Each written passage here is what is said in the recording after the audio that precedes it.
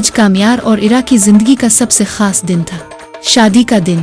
पूरा घर रोशनियों से सजा हुआ था, हर तरफ खुशियों की गूंज थी। कामयार स्टेज पर बैठा हुआ था, बेहद खुश। इसकी आंखें बार बार दरवाजे की तरफ उठ रही थीं। और फिर इरा को दुल्हन बनाकर हाल में लाया गया। जैसे ही इरा ने कदम रखा, हाल में मौजूद सबकी नजरें इस पर जिम गईं। सुर्ख जोड़ा, झुकी हुई नजरें और होंठों पर हल्की सी मुस्कुराहट। कामयार ने इरा को देखा और फौरन खड़ा हो गया।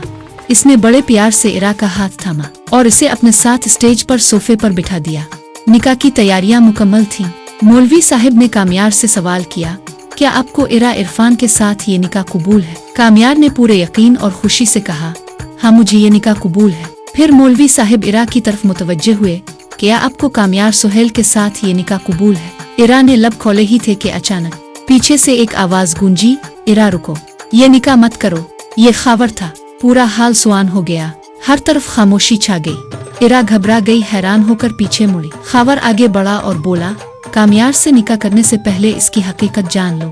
इसने मोबाइल निकाला और इरा को एक वीडियो दिखाई। वीडियो में कामयार और फारिया एक ही कमरे में थे। कामयार नशे में धत था। इसे होश नहीं था कि वो क्या कर रहा है। वो फारिया के साथ बदतमीजी कर रहा था। अजीब हरकत, बेकाबू अंदाज। ये मंजर देखकर इरा का दिल टूट गया। गुस्से और दुख में इसने सबके सामने कामयार को जोरदार थप्पड़ मार दिया। कामयार हैरत से इरा को देखता रह गया। इरफान साहिब ने आगे बढ़कर इरा से वजह पूछी। इरा ने रोते हुए सारी हकीकत अपने वालिद को बता दी। अब कामयार अब भी नहीं बदला, वो आज भी वही है। ये सुनकर इरफान साहिब का गुस्सा काबू से बाहर हो गया। उन्होंने कामयार का गिरेबान पकड़कर कहा, तुमने मेरी बेटी को धोखा दिया। मैंने खुद तुम्हें नशे में देखा है। तुमने हम सबसे झूठ बोला है। कामयार के पैरों तले जमीन निकल गई।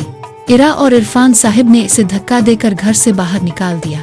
कामयार गिरते गिरते बचा कि इश्तियाक ने इसे थाम लिया, मगर इस लम्हे कामयार के अंदर कुछ टूट चुका था। गुस्से में पागल होकर वो सीधा फारिया के घर पहुंचा।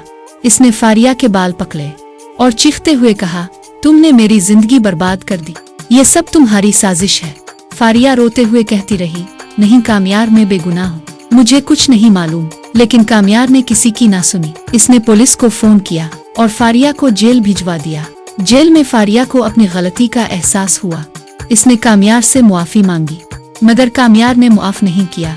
दूसरी तरफ इरा टूट चुकी थी।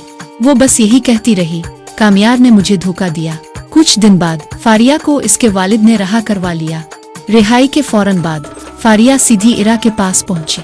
हाथ जोड़कर बोली, इरा, ये सब मेरी और खावर की साजिश थी। कामयार बेगुनाह है। ये सुनकर इरा की दुनिया उलट गई। वो रो पड़ी, मैंने एक बेगुनाह इंसान को सजा दे दी। आखिरकार इरा कामयार के पास गई और उससे मुआफी मांगी। कामयार ने इरा को देखा और उसकी आंखों में आंसू आ गए। सब गलतफहमियां खत्म हो गईं। दोबारा दोनों की शादी खुशी और मोहब्बत से मुकम्मल हुई।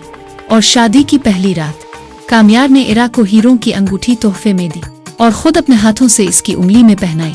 ये थी कामयार और इरा की मोहब्बत की कहानी।